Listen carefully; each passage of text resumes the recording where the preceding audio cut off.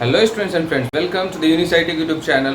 ये केमिस्ट्री का class 11th का लेक्चर नंबर 7 होने वाला है और हम लोगों ने पिछले 6 नंबर वीडियो में साइंटिफिक नोटेशन और उसके कैलकुलेशन, साथ में हम लोगों ने सिग्निफिकेंट फिगर और उसके कैलकुलेशन के तरीके को सीखा था। हम लोगों ने पिछले लेक्चर में ये बात किया था कि नेक्स्ट वीडियो लेक्चर में, यानी कि इस वीडियो लेक्चर में हम लोग बात करेंगे लॉज ऑफ केमिकल कम्बिनेशंस के बारे में। लॉ ऑफ केमिकल कम्बिनेशन होता क्या है, उससे पहले समझो कि कंपाउंड कैसे बनते हैं। जब दो या दो से अधिक डिफरेंट एलिमेंट आपस में जुड़ते हैं एक सर्टेन रेशियो में, तब जाकर के कंपाउंड का फॉर्मेशन होता है। और जब कंपाउंड का फॉर्मेशन होता है इन एलिमेंट्स की मदद से, इन एलिमेंट्स के कम्बिनेशन से, तो वो जो कंपाउंड होता है या जो केमिकल रिएक्शन जिसे हम कहते हैं, वो एक सर्टेन लॉ को फॉलो करता है। कुछ लॉज हैं जिसको वो फॉलो करता है, उसी को हम लोग बोलते हैं लॉज ऑफ केमिकल कम्बिनेशंस। तो ये बेसिकली 5 तरह के लॉ है, ऐसे तो होते 6 हैं, लेकिन एक जो होता है वो बेसिकली कुछ नहीं होता है, लॉ ऑफ मल्टीपल प्रोपोर्शन का ही जस्ट अपोजिट होता है, इसलिए वो फालतू का लॉ है। तो हम लोग 5 लॉ, मेन जो लॉ है उसके बारे में पढ़ेंगे। तो 5 लॉ क्या है लॉ ऑफ केमिकल कॉम्बिनेशन के? तो फर्स्ट नंबर है हमारा law of conservation of mass, law of conservation of मास, ठीक है, लॉ ऑफ कंजर्वेशन ऑफ मास। दूसरा जो लॉ है वो है law of definite proportion, law of definite proportion, जिसे हम लॉ ऑफ फिक्स प्रोपोर्शन भी कहते हैं, ठीक है। थर्ड नंबर है हमारा law of multiple proportion, law of multiple proportion. और जो फोर्थ लॉ है वो है Gay-Lussac's law of gaseous volume, law of gaseous volume. ये लॉ सिर्फ और सिर्फ गैस के लिए है, सॉलिड और लिक्विड के लिए नहीं है। पांचवा लॉ जो लॉ है हमारा वो है एवोगैड्रोज लॉ। एवोगैड्रोज नंबर जो आप लोग पढ़ते हो, ठीक है, उसी के लॉ हम लोग को पढ़ने हैं। तो एवोगैड्रोज लॉ इसे कहते हैं। ये सारे के सारे लॉ क्या होते हैं, अब सभी के बारे में, एवोगैड्रोज गैस नहीं, एवोगैड्रोज लॉ, इन सभी के बारे में हम लोग डिटेल में बात करेंगे। तो सबसे पहले हम लोग जो बात करने वाले हैं इस वीडियो में वो है law of conservation of mass principle के बारे में। तो law of conservation of mass principle क्या कहता है, ध्यान से सुनना। इस लॉ को देने वाले सबसे पहले जो साइंटिस्ट थे उनका नाम था एंटोनी लेवोजियर, और उन्होंने इस लॉ में क्या कहा था उसके बारे में हम लोग जानेंगे। इस लॉ में उन्होंने कहा था, यानी कि this law can be stated as the total mass of the reactant is fix, total mass of the reactant in a particular reaction is fixed. Fix होता है मास, इसका मतलब ये हुआ कि उसका मास जो है वो घटता या बढ़ता नहीं है। तो इसको हम, इस लॉ को इस तरह से भी हम बोल सकते हैं कि law of conservation of mass law can be defined as matter can neither be created nor be destroyed. क्या बोलेंगे उसको? Matter can neither be created nor be destroyed, it can only converted into one form to another form, ठीक है। जब भी कोई chemical reactions होते हैं, ठीक है, तो उसमें क्या होता है कि रिएक्टेंट का जो टोटल अमाउंट होता है वो प्रोडक्ट में कन्वर्ट हो जाता है, यानी कि एक फॉर्म से दूसरे फॉर्म में कन्वर्ट हो जाता है, लेकिन मास जो होता है कांस्टेंट ही रहता है। जितना मास पहले था आफ्टर द रिएक्शन उतना ही मास रहता है, लेकिन वो किसी और फॉर्म में कन्वर्ट हो जाता है, ठीक है। ये था लॉ ऑफ कंजर्वेशन ऑफ मास। लेकिन अब इसमें जो ध्यान देने वाली बात है वो ये है कि law of conservation of mass principle तभी अप्लाई होगा, उसी रिएक्शन के लिए अप्लाई होगा जो रिएक्शन क्लोज कंटेनर या आइसोलेटेड कंटेनर में हो रहा होगा। अगर कोई रिएक्शन ओपन कंटेनर में हो रहा है तो वहां पे law of conservation of mass principle नहीं लगेगा। कैसे, जरा इसको समझते हैं हम लोग, ठीक है। पहले लॉ ऑफ कंजर्वेशन ऑफ मास को समझ लेते हैं, फिर जो भी स्टेटमेंट मैंने दिया उसको जरा समझेंगे, ठीक है।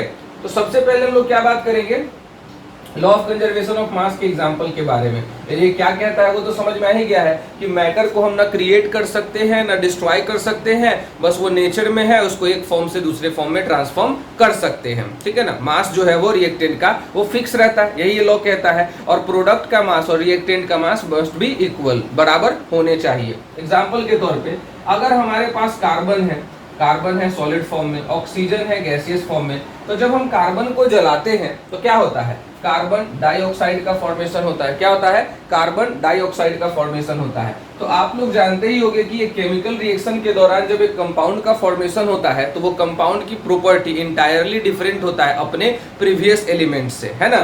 जैसे हमारा कार्बन क्या है, कंबस्टिबल सब्सटेंस है, लेकिन कार्बन डाइऑक्साइड क्या है, ना तो कंबस्टिबल है ना ही सपोर्टर है। ऑक्सीजन क्या है, सपोर्टर ऑफ कंबसन है। तो कहने का मतलब ये है कि ऑक्सीजन जब इस फॉर्म में आया तो अपनी प्रॉपर्टी भूल गया, कार्बन जब इस फॉर्म में आया तो ये अपनी प्रॉपर्टी भूल गया। तो जब भी एक कंपाउंड का फॉर्मेशन होता है तो उस दौरान जितने भी एलिमेंट्स होते हैं वो अपने प्रीवियस प्रॉपर्टी को कंप्लीटली भूलकर और एक नए सब्सटेंस का फॉर्मेशन करते हैं। अब ये इसको प्रोडक्ट बोलते हैं हम लोग, क्या बोलते हैं इसको, हम लोग प्रोडक्ट बोलते हैं, जो कार्बन डाइऑक्साइड बना है। और इन दोनों को मतलब जो भी रिएक्शन में पार्टिसिपेट करते हैं उन सभी को रिएक्टेंट बोलते हैं। ये तो हम लोग 10th क्लास के फर्स्ट चैप्टर में ही पढ़ कर आए हैं। अब ध्यान से सुनना मेरी बात को, यहाँ पे कार्बन जो है वो 12 ग्राम है और ऑक्सीजन जो है वो 16 ग्राम इंटू 2 है। 1 मोल ऑफ ऑक्सीजन एटम का मास होता है 16 ग्राम और ये यहाँ पे 2 मोल एटम है तो इसीलिए 2 से मल्टीप्लाई हमने किया। तो अगर हमने बोला कि टोटल मास रिएक्टेंट का कितना है, कितना है, टोटल मास ऑफ रिएक्टेंट कितना है, तो क्या बोलेंगे हम लोग, 12 प्लस 32 कितना हो जाएगा, 44 ग्राम। ठीक है, रिएक्टेंट का टोटल मास कितना हो गया, 44 ग्राम हो गया। अब कार्बन डाइऑक्साइड की बात करते हैं तो इसका मोलर मास कितना होता है, ऑफ कोर्स इसमें एक कार्बन है तो 12 gram plus 16 gram into 2, molar mass तो निकालने आता ही है मॉलिक्यूल का। जितने भी एटम मौजूद होते हैं मॉलिक्यूल में उन सभी के मास को एटॉमिक मोलर मास को हम लोग क्या करते हैं, ऐड कर देते हैं। तो इसका भी मास कितना आया, 44 ग्राम आया। सो हमने देखा कि मास of product mass of reactant के बराबर है। इसका मतलब ये हुआ कि इस केमिकल रिएक्शन में मास पे कोई फर्क नहीं पड़ा। यहाँ पे एलिमेंट एक फॉर्म से दूसरे फॉर्म में कन्वर्ट हो गए। जो कार्बन और हाइड्रोजन के फॉर्म में, ऑक्सीजन के फॉर्म में थे, वो अब कार्बन डाइऑक्साइड के फॉर्म में कन्वर्ट हो चुके हैं। ठीक है, ये हो गया हमारा लॉ ऑफ कंजर्वेशन ऑफ मास का। देखो मास दोनों इक्वल है ना। अब हम लोग पढ़ेंगे नेक्स्ट एग्जांपल के बारे में। सेकेंड एग्जांपल है हमारा सल्फर। जब ऑक्सीजन के साथ कंबाइन होता है, कंबसन होता है इसका, तो सल्फर डाइऑक्साइड गैस का फॉर्मेशन होता है।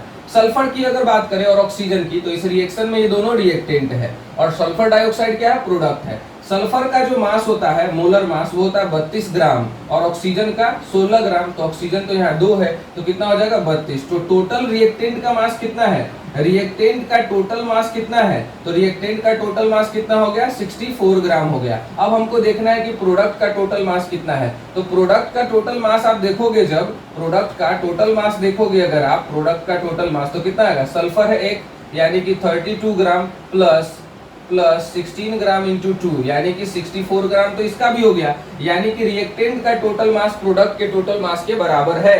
So that's why we can also say that this reaction follow the law of conservation of mass law. This reaction can also follow the law of conservation of mass law. तो कहने का मतलब ये है कि जब भी कोई रिएक्शन हो और उसमें रिएक्टेंट का मास जितना था उतना ही प्रोडक्ट का मास रह जाए, तो हम लोग कहते हैं कि ये law of conservation of mass principle को फॉलो कर रहा है। ठीक है, अच्छा अब हम उस मुद्दे पे आते हैं जिसके बारे में हमने बताया था कि law of conservation of mass principle तभी लगता है जब हमारा कंटेनर क्या हो, क्लोज हो या आइसोलेटेड हो। अगर कंटेनर ओपन हुआ तो वहां पे law of conservation of mass principle नहीं लगेगा। कैसे, जरा इसको समझते हैं, इसको कुछ एग्जांपल से समझो, ध्यान से सुनना मेरी बात को।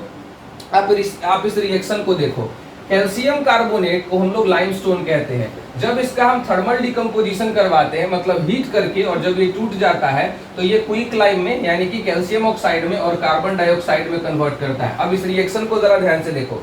इसका मोलर मास होता है, कैल्शियम है 1 यहाँ पे तो 40 ग्राम, कार्बन है 1 तो यहाँ पे 12 ग्राम, प्लस ऑक्सीजन है 16 ग्राम इंटू 3 यानी कि इसका मोलर मास कितना हुआ, 100 ग्राम। फिलहाल ये रिएक्टेंट ही है ना, calcium carbonate is the reactant and calcium oxide and carbon dioxide are products. तो रिएक्टेंट का टोटल मास कितना हुआ, 100 ग्राम। अब जो प्रोडक्ट बने उसका मास देख लेते हैं। तो इसका मास कितना होगा, 40 ग्राम और इसका 16 ग्राम। इसका मास कितना होगा, 12 ग्राम प्लस 16 ग्राम इंटू 2 और सबको क्या करेंगे, ऐड कर देंगे। तो 40 प्लस 16 ये हो गया 56 ग्राम का और ये हो गया 44 ग्राम का। तो ओवरऑल कितना आया, 100 ग्राम आया। अब मेरी बात को ध्यान से सुनना, यहाँ पे आप कहोगे कि लॉ ऑफ कंजर्वेशन ऑफ मास को तो फॉलो कर रहा है, तो फिर आप वो वाला शब्द क्यों बोले हैं कि ये ओपन क्लोज कंटेनर में ही होगा, साथ में आइसोलेटेड में ही होगा। ध्यान से सुनना मेरी बात को। अगर एक कंटेनर है, एक बीकर ले लो आप, उसमें क्या करो, कैल्शियम कार्बोनेट के टुकड़े को डाल दो। ये क्या है, कैल्शियम कार्बोनेट का टुकड़ा, और इसको हीट करो आप, ठीक है ना। हीट दोगे तो क्या होगा, ये थर्मली डिकम्पोज हो जाएगा, और डिकम्पोज करने के बाद क्या बनेगा, कैल्शियम ऑक्साइड और कार्बन डाइऑक्साइड बनेगा। सोचो ये कंटेनर क्या है, ओपन कंटेनर है, ओपन सिस्टम है, तो यहाँ से कार्बन डाइऑक्साइड तो गैस है, तो यहाँ से तो कार्बन डाइऑक्साइड गैस क्या हो गया, भाग गया ना, और बच गया क्या, कैल्शियम ऑक्साइड, क्योंकि वही सॉलिड है। तो एक बात बताओ, जब कैल्शियम कार्बोनेट जिसका मास था 100 ग्राम,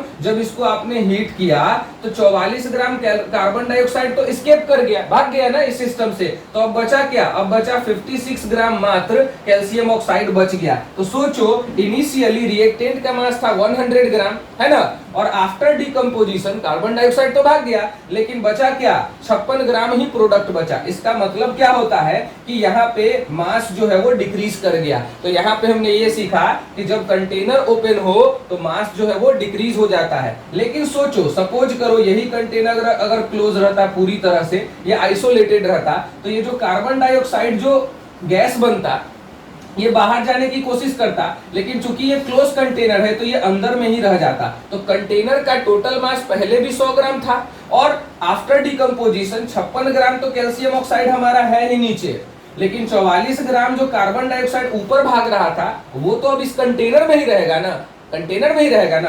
तो ओवरऑल अब क्या हुआ, 56 ग्राम कैल्शियम ऑक्साइड और 44 ग्राम कार्बन डाइऑक्साइड दोनों साथ में रहेगा। मतलब 100 ग्राम कैल्शियम कार्बोनेट को जब हमने हीट किया तो 100 ग्राम ही रह गया प्रोडक्ट, लेकिन अदर फॉर्म में। 100 ग्राम पहले क्या था, कैल्शियम कार्बोनेट, लेकिन अब अदर फॉर्म में कन्वर्ट हो चुका है। तो हमने ये जाना कि रिएक्शन के वक्त मैटर में कोई चेंजिंग नहीं आता उसके अमाउंट में, लेकिन उसका केमिकल प्रॉपर्टी पूरी तरह से बदल जाता है और सब्सटेंस, नए सब्सटेंस का फॉर्मेशन होता है। और साथ में हमने ये भी पढ़ा कि law of conservation of mass principle जो है वो तभी अप्लाई होगा जब कंटेनर क्लोज होगा या आइसोलेटेड होगा। अगर कंटेनर ओपन है तो वहां पे कुछ अमाउंट ऑफ जो सब्सटेंस होते हैं वो डिक्रीज हो सकते हैं, यानी कि वहां पे लॉ ऑफ कंजर्वेशन ऑफ मास नहीं लगने के भी चांसेस है। उम्मीद है इस एग्जांपल से आपका क्लियर हो गया होगा। और भी कई सारे एग्जांपल्स है, बट इट्स इनफ, ठीक है। ये जो है ना एग्जांपल वो काफी होता है इस चीज को बताने के लिए।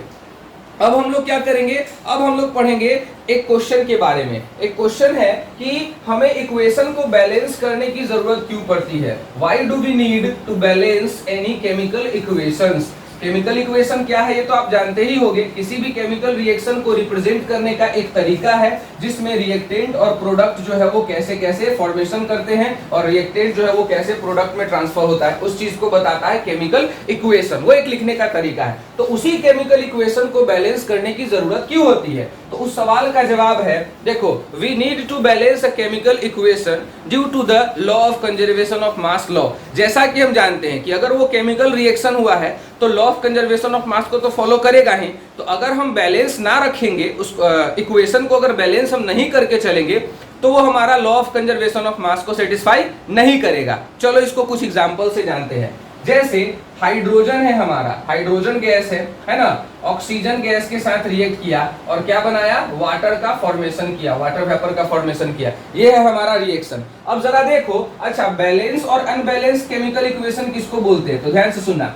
बैलेंस केमिकल इक्वेशन वो केमिकल इक्वेशन होता है जिसमें दोनों तरफ की, ध्यान से सुनना, रिएक्टेंट के साइड का और प्रोडक्ट के साइड का जितने भी एलिमेंट मौजूद होते हैं उन सभी का एटॉमिसिटी सेम रहता है। जैसे यहाँ हाइड्रोजन है, उधर भी हाइड्रोजन है, ऑक्सीजन है, ऑक्सीजन है, तो इधर का हाइड्रोजन और ऑक्सीजन का एटॉमिसिटी उधर के हाइड्रोजन के और ऑक्सीजन के एटॉमिसिटी के इक्वल होना चाहिए। अगर ऐसा नहीं है तो फिर ये बैलेंस नहीं है, तब इसको स्केलेटल इक्वेशन बोलते हैं और अनबैलेंस इक्वेशन बोलते हैं। और जब दोनों तरफ का एटॉमिसिटी एलिमेंट का बराबर हो जाए तब उसको हम बैलेंस्ड केमिकल इक्वेशन बोलते हैं। और उस दौरान जब ये बैलेंस्ड स्टेज में होता है तब वो लॉ ऑफ कंजर्वेशन ऑफ मास को फॉलो करता है, लेकिन जब ये अनबैलेंस्ड स्टेज में रहता है तो नहीं करता है। इसीलिए तो बता रहा हूं मैं एग्जांपल। अब देखो जरा इसका मास देख लो आप।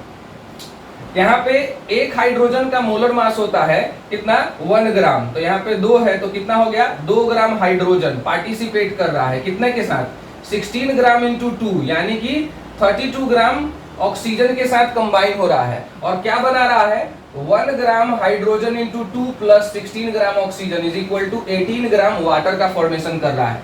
तो total mass of the reactant कितना हो गया, रिएक्टेंट का मास कितना हो गया जरा बताओ, mass of reactant is equal to 32 plus 2 34 gram हो गया। लेकिन मास ऑफ प्रोडक्ट कितना है, मास ऑफ प्रोडक्ट कितना है, देख लो 18 ग्राम ही है। सोचो 34 ग्राम रिएक्टेंट है, पार्टिसिपेट कर रहा है, और मात्र 18 ग्राम प्रोडक्ट का ही फॉर्मेशन किया है। क्या यहाँ पे मास देख रहे हो बैलेंस है, नहीं है बैलेंस। देखो एटॉमिसिटी भी बैलेंस नहीं है, हाइड्रोजन के 2 एटम है यहाँ, हाइड्रोजन के 2 एटम है यहाँ, ऑक्सीजन के 2 एटम है, ऑक्सीजन के 1 ही एटम है। So this reaction is considered as unbalanced chemical equation and it is also called skeletal equation for the formation of water, ये भी बोल सकते हैं। तो ये अनबैलेंस है, क्यों, 2 कारणों की वजह से, एटॉमिसिटी भी बराबर नहीं है और साथ में मास भी बराबर नहीं है। अब चलो इसको बैलेंस करना शुरू करते हैं। तो अगर यहाँ पे हमने ये इक्वेशन लिखा, ये फर्स्ट केस था। अब सेकेंड केस की बात करते हैं। अगर मैंने इस इक्वेशन को, ये अनबैलेंस था तो मास भी कंजर्व नहीं था, है ना, लेकिन अब इसको बैलेंस करते हैं। अगर इसको हम 2 से मल्टीप्लाई कर दे, क्यों, क्योंकि ऑक्सीजन यहाँ 2 है तो यहाँ पे 2 से मल्टीप्लाई करेंगे। अगर आप लोगों ने केमिकल इक्वेशन को बैलेंस करना नहीं सीखा है तो मैंने इस पे ऑलरेडी एक वीडियो बनाया हुआ है, कार्ड सेक्शन में मैं लिंक दे रहा हूँ, साथ में डिस्क्रिप्शन बॉक्स में भी दे दूंगा, आप जाकर के अच्छे से देख लेना इसको, मैं यहाँ पे वही सिखा दे रहा हूँ। तो हाइड्रोजन यहाँ पे 4 हो गए, हाइड्रोजन 4 हो गए, ऑक्सीजन 2 हो गए, ऑक्सीजन 2 हो गए, सिंपल सी बात है। तो हमारा एटॉमिसिटी जो है वो बराबर है, यहाँ पे हाइड्रोजन 4 है, ऑक्सीजन 2 है, यहाँ पे हाइड्रोजन कितने हैं 4 और ऑक्सीजन कितने हैं 2 है, तो बैलेंस है। देख लो एटॉमिसिटी बैलेंस हो गया। अब चलो चेक करते हैं मास सेम है कि नहीं, क्योंकि पहले केस में तो नहीं था।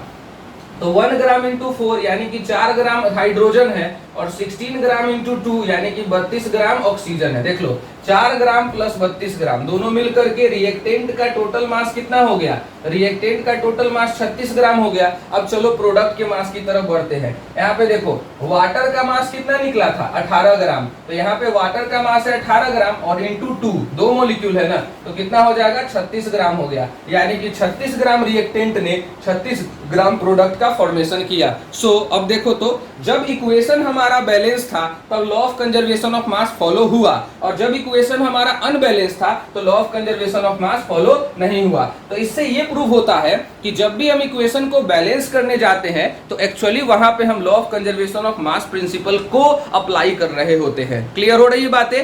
तो लॉ ऑफ कंजर्वेशन ऑफ मास कब लगेगा और किस केस में लगेगा और इक्वेशन को हम लोग बैलेंस करने की जरूरत क्यों पड़ती है, वो सारे कुछ क्लियर हो चुके हैं।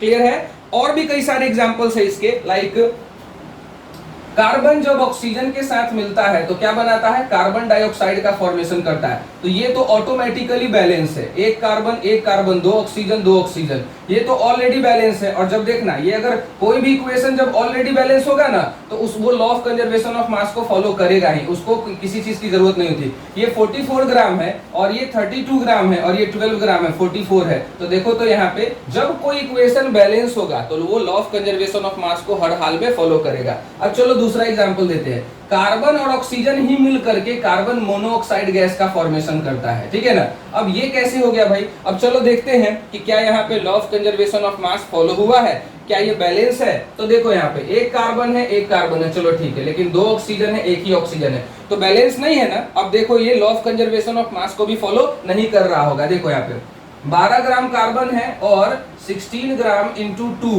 32 ग्राम ऑक्सीजन है, और यहाँ पे 12 प्लस 16 कितना हो गया 28 ग्राम कार्बन मोनोऑक्साइड हो गया। तो देखो प्रोडक्ट का मास कितना है 28 ग्राम और रिएक्टेंट का टोटल मास कितना है 44 ग्राम। तो हमने देखा कि रिएक्टेंट का टोटल मास प्रोडक्ट के तो बराबर है ही नहीं। क्यों? क्योंकि इक्वेशन भी बैलेंस नहीं है। लेकिन जब इसी इक्वेशन को हम बैलेंस कर देंगे तो वो लॉ ऑफ कंजर्वेशन ऑफ मास को फॉलो करने लगेगा। जैसे C प्लस O2 ये फर्स्ट केस था इज इक्वल टू CO। तो अब देखो यहाँ पे ऑक्सीजन कितने हैं 2, इधर कितने हैं 1, तो इसमें 2 से मल्टीप्लाई करेंगे तो कार्बन भी 2 हो जाएगा, तो इसमें 2 से मल्टीप्लाई करेंगे। अब जरा देखो बैलेंस है कि नहीं।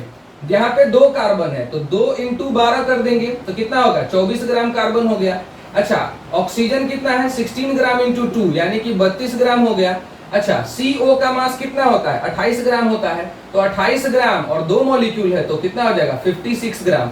टोटल मास ऑफ प्रोडक्ट कितना है 56 ग्राम, और टोटल मास ऑफ रिएक्टेंट कितना हो जाएगा 24 gram plus 32 gram is equal to 56 gram, यानी कि रिएक्टेंट का टोटल मास प्रोडक्ट के टोटल मास के बराबर हो गया है। और देखो एटॉमिसिटी 2 है कार्बन का, एटॉमिसिटी 2 है कार्बन का, ऑक्सीजन का कितना है 2 और ऑक्सीजन का कितना है 2। तो हमने देखा कि जब भी इक्वेशन बैलेंस था तब मास जो था वो कंजर्व था, यानी कि लॉ ऑफ कंजर्वेशन ऑफ मास को फॉलो कर रहा था। और जब इक्वेशन अनबैलेंस था तब वो law of conservation of mass principle को ओबे नहीं कर रहा था। तो इससे क्या प्रूव होता है कि इक्वेशन को बैलेंस इसीलिए किया जाता है ताकि law of conservation of mass principle को फॉलो किया जा सके। आई होप आपको समझ में आया होगा। अब रही बात इससे रिलेटेड कुछ क्वेश्चंस की, लॉ ऑफ कंजर्वेशन ऑफ मास के रिलेटेड से क्वेश्चन है कुछ जो आपके बोर्ड पे स्लाइड होंगे और आप जो है उसका आंसर देने की कोशिश करना, ठीक है। तो चलो अब हम लोग क्या करते हैं, कुछ क्वेश्चंस को करते हैं। कह रहा है sodium carbonate react with, first question है, ethanoic acid to form sodium ethanoate carbon dioxide and water. मतलब कह रहा है कि एक एक्सपेरिमेंट है और उस एक्सपेरिमेंट के दौरान सोडियम कार्बोनेट रिएक्ट कर रहा है इथेनोइक एसिड के साथ ताकि सोडियम इथेनोएट बना सके और कार्बन डाइऑक्साइड और वाटर का फॉर्मेशन कर सके। 5.3 ग्राम जब सोडियम कार्बोनेट रिएक्ट किया था 6 ग्राम इथेनोइक एसिड के साथ, ध्यान से सुनना डेटा को, 5.3 ग्राम सोडियम कार्बोनेट जब रिएक्ट किया था कितने ग्राम के साथ 6 ग्राम ऑफ इथेनोइक एसिड के साथ, तब जाकर के 8.2 ग्राम ऑफ सोडियम इथेनोएट बना था और 2.2 ग्राम ऑफ कार्बन डाइऑक्साइड और साथ में 0.9 ग्राम ऑफ वाटर वेपर बना था। तो ये पूछ रहा है कि जो डेटा हमने दिया है यहाँ पे क्या वो लॉ ऑफ कंजर्वेशन ऑफ मास को फॉलो कर रहा है, इस चीज को पूछने के लिए कह रहा है। तो देखो यहाँ पे क्या क्या हुआ है, सोडियम कार्बोनेट था, सोडियम कार्बोनेट नाम का एक कंपाउंड था, ठीक है ना, और वो रिएक्ट कर रहा था इथेनोइक एसिड के साथ। किसके साथ रिएक्ट कर रहा था, इथेनोइक एसिड के साथ रिएक्ट कर रहा था। और क्या क्या बना रहा था, तो सोडियम इथेनोएट का फॉर्मेशन कर रहा था। क्या कर रहा था, सोडियम इथेनोएट का फॉर्मेशन कर रहा था, साथ में क्या कर रहा था, कार्बन डाइऑक्साइड का फॉर्मेशन और वाटर का फॉर्मेशन कर रहा था। अब इस इक्वेशन को हम लोग क्या करते हैं, सिंबल के तौर पे लिख लेते हैं। तो सोडियम कार्बोनेट का फॉर्मूला होता है Na2CO3 प्लस इथेनोइक एसिड को हम लोग एसिटिक एसिड भी बोलते हैं। तो ये इथेनोइक एसिड है, जब ये रिएक्ट किया है तो सोडियम इथेनोएट बनाया है, मतलब CH3COONA का फॉर्मेशन किया है, साथ में कार्बन डाइऑक्साइड और वाटर का भी फॉर्मेशन किया है। ये हमारा है केमिकल इक्वेशन उस क्वेश्चन का। अब एक्सपेरिमेंटल एविडेंस पे आते हैं। सोडियम कार्बोनेट कितना था, 5.3 ग्राम था, सोडियम कार्बोनेट 5.3 ग्राम था, और इथेनोइक एसिड कितना था हमारा 6 ग्राम इथेनोइक एसिड था। कितना था, 6 ग्राम इथेनोइक एसिड था। और क्या क्या बनाया है, तो कार्बन डाइऑक्साइड जो है, पहले क्या क्या बनाया है वो समझते। 8.2 ग्राम, 8.2 ग्राम जो है सोडियम इथेनोएट का फॉर्मेशन किया और 2.2 ग्राम जो है वो कार्बन डाइऑक्साइड का फॉर्मेशन किया और 0.9 ग्राम जो है वो वाटर का फॉर्मेशन किया। अब ध्यान से सुनना, law of conservation of mass principle obey किया है कि नहीं, बस हमको यही पता लगाना है। तो हम क्या करेंगे, टोटल मास ऑफ रिएक्टेंट निकालेंगे, टोटल मास ऑफ रिएक्टेंट निकालेंगे, है ना। टोटल मास ऑफ रिएक्टेंट्स बराबर 5.3 प्लस 6 और 5 11.3 ग्राम हो गया टोटल मास ऑफ रिएक्टेंट। अगर टोटल मास रिएक्टेंट का प्रोडक्ट के बराबर हो जाएगा, इसका मतलब है कि लॉ ऑफ कंजर्वेशन ऑफ मास को फॉलो कर रहा है। तो यहाँ पे टोटल मास ऑफ प्रोडक्ट कितना हो जाएगा, टोटल मास ऑफ प्रोडक्ट्स कितने हो जाएंगे बताओ, 8.2 प्लस 2.2 प्लस 0.9, तीनों के तीनों प्रोडक्ट है ना, तो टोटल जो है 11.3 ग्राम ही आएंगे। कैलकुलेट करके आप देख लेना। तो हमको इससे पता चला, इस एक्सपेरिमेंटल एविडेंस से ये पता चला कि ये जो रिएक्शन है वो फॉलो कर रहा है किसको, law of conservation of mass principle को फॉलो कर रहा है। और एक इंटरेस्टिंग बात जानना चाहोगे, देख लो ये बैलेंस भी है, देख लो ये ऑटो बैलेंस रिएक्शन है। यहाँ पे देखो कितने हैं, लॉ ऑफ ये ठीक है, अच्छा हाँ नहीं हमें बैलेंस करना पड़ता है ना, सॉरी ये हमें बैलेंस करना पड़ता है। तो यहाँ पे सोडियम 2 है तो यहाँ पे सोडियम 1 ही है, तो हम क्या करेंगे यहाँ पे 2 लगा देंगे। तो यहाँ पे CH3 को भी 2 लिखना पड़ेगा, ठीक है ना। कार्बन 1 है यहाँ पे और कार्बन 1 है, चलो ठीक है। उसके बाद बैलेंस, अब बैलेंस है तो यहाँ पे हम लोग को क्या करना पड़ा ना, एक्चुअली बैलेंस करने की जरूरत पड़ी, तभी जाकर के इसको हम लोग क्या करेंगे, law of conservation of mass principle में घोषित करेंगे। यानी कि इसके 2 मॉलिक्यूल 8.2 ग्राम बना रहे थे, इसके एक मॉलिक्यूल 2.2 ग्राम और इसके एक मॉलिक्यूल 0.9 ग्राम, कहने का ये मतलब था। तो ये क्वेश्चन से हमारा क्लियर हो गया कि हाँ ये रिएक्शन जो है वो law of conservation of mass principle को फॉलो कर रहा है। नेक्स्ट क्वेश्चन क्या है वो पढ़ो। कैल्शियम कार्बोनेट डिकम्पोजेज, जाहिर सी बात है कैल्शियम कार्बोनेट डिकम्पोज करता है गर्म करने पर, तो calcium carbonate decomposes on heating to form calcium oxide and carbon dioxide. ठीक है, बिल्कुल सही बात है, कार्बन डाइऑक्साइड को बनाने के लिए। When 10 gram of calcium carbonate is decomposed completely, यानी कि 10 ग्राम कैल्शियम कार्बोनेट को हीट किया गया तो पूरी तरह से डिकम्पोज कर गया। तो डिकम्पोज करके क्या बनाया, दो ही चीज ने बनाया, कैल्शियम ऑक्साइड और कार्बन डाइऑक्साइड का फॉर्मेशन किया, है ना। तो ये कह रहा है कि कौन सा लॉ ऑफ केमिकल कॉम्बिनेशन जो है वो फॉलो करेगा, उसके बारे में हमको बताना है, ठीक है ना।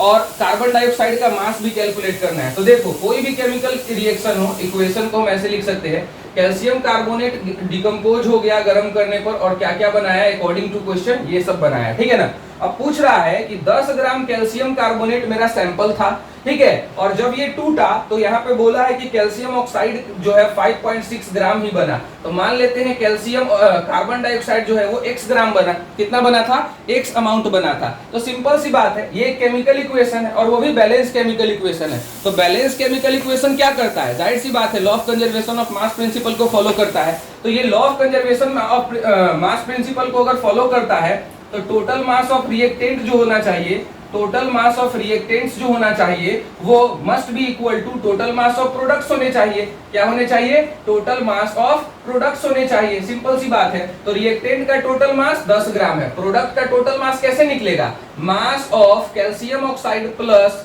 मास ऑफ कार्बन डाइऑक्साइड। तो 10 gram is equal to mass of calcium oxide कितना है 5.6 gram plus mass of carbon dioxide कितना है x। तो x की वैल्यू कितना निकल कर आएगा, 10 ग्राम माइनस 5.6 ग्राम, तो कितना हो जाएगा, 10 में से 5.6 ग्राम घट जाएगा तो 4.4 ग्राम हो जाएगा। यानी कि हमारा कार्बन डाइऑक्साइड का अमाउंट जो है वो 4.4 ग्राम होगा।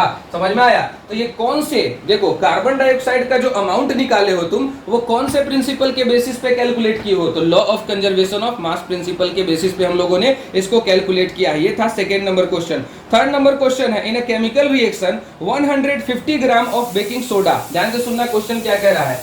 इस क्वेश्चन में कह रहा है कि एक केमिकल रिएक्शन के दौरान 150 ग्राम बेकिंग सोडा जो है, 150 ग्राम बेकिंग सोडा का मिक्सचर जो है कंटेनिंग सोडियम बाइकार्बोनेट, उसमें सोडियम बाइकार्बोनेट था उस मिक्सचर में और साथ में विनेगर भी था। तो जब इसको हीट किया गया तो 87 ग्राम जो है कार्बन डाइऑक्साइड गैस का फॉर्मेशन हुआ। तो कह रहा है कि सॉलिड जो रेसिड्यू बच गया था उस रिएक्शन के दौरान उसका मास कितना था वो बताओ। तो देखो सिंपल सी बात है, हुआ क्या क्या है, हमारा क्या था, एक 150 ग्राम का मिक्सचर का सैंपल था बेकिंग सोडा का, बेकिंग सोडा का मिक्सचर का सैंपल था 150 ग्राम, जिसमें क्या क्या रखा हुआ था, सोडियम बाइकार्बोनेट रखा हुआ था और साथ में विनेगर, विनेगर में एसिटिक एसिड पाया जाता है, ठीक है ना। तो ये दोनों रखा हुआ था, ठीक है। अब कह रहा है कि यहाँ से एक सॉलिड रेसिड्यू बचता है, मतलब यहाँ पे क्या क्या रखे हुआ था, ध्यान से सुनना, बेकिंग सोडा और विनेगर, इन दोनों का मिक्सचर जो था, इन दोनों का मिक्सचर जो था उसका अमाउंट था 150 ग्राम।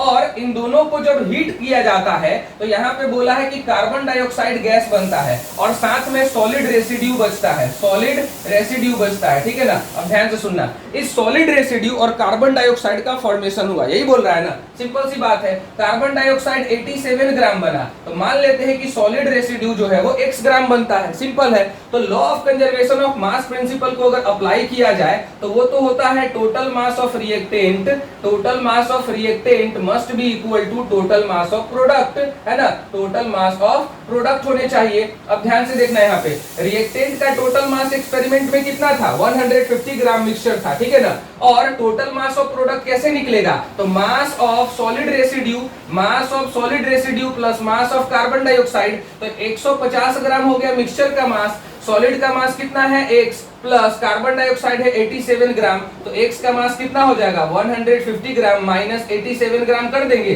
तो कितना आ जाएगा, 150 में से 87 को घटाओगे, 10 में से 7 जाएगा तो 3 और 14 में से 8 जाएगा तो 63, यानी कि ये जो सॉलिड रेसिड्यू है वो 63 ग्राम बच जाएगा और कार्बन डाइऑक्साइड कितना निकलेगा 87 ग्राम। तो ये जाकर के क्वेश्चन हमारा सॉल्व हुआ law of conservation of mass principle के बेसिस पे।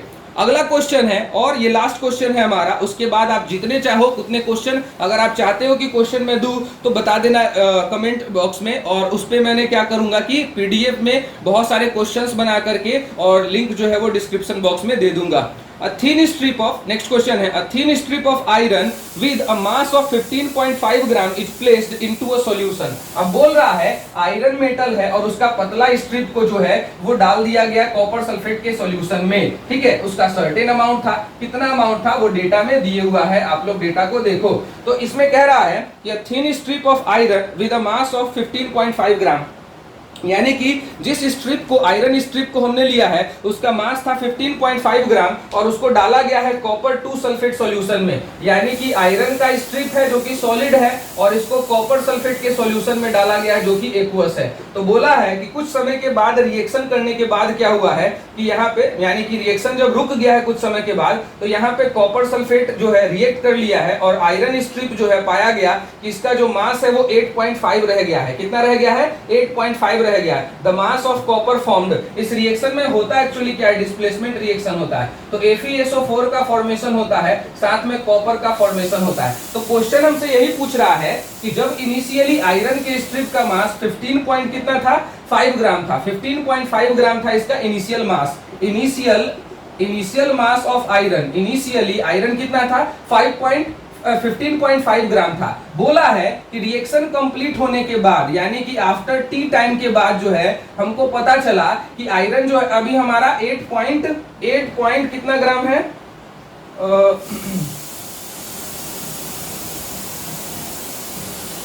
8.5 ग्राम जो है आयरन हमारा लेफ्ट बिहाइंड है, मतलब बच गया है। तो रिएक्टेड आयरन कितना है, मतलब कितना आयरन रिएक्ट किया है, reacted iron is equal to क्या होगा, total amount of iron minus जितना बच गया है हमारा उतना, तो कितना आ जाएगा, 7 ग्राम, यानी कि मात्र 7 ग्राम आयरन रिएक्ट किया है। क्वेश्चन समझो पहले, कितने ग्राम कॉपर सल्फेट के साथ, तो यहाँ पे दिए हुआ है 21.0 ग्राम ऑफ कॉपर सल्फेट के साथ जब 7 ग्राम रिएक्ट करता है इतने ग्राम के साथ। क्वेश्चन समझो पहले क्या कर रहा है, बोल रहा है क्वेश्चन कि 15.5 ग्राम आयरन का स्ट्रिप जब 21 ग्राम कॉपर सल्फेट के साथ रिएक्ट किया तो बाद में पता चला रिएक्शन के कंप्लीट होने के बाद कि 8.5 ग्राम जो है अभी बचा हुआ है, आयरन बचा हुआ है। इसका मतलब रिएक्ट कितना किया होगा, 7 ग्राम न किया होगा। तो 7 ग्राम जो है 21 ग्राम के साथ रिएक्ट किया। यहां तक ठीक है, बिल्कुल ठीक है। अब ऐसा करने के बाद क्या क्या बना तो वो समझते हैं हम लोग।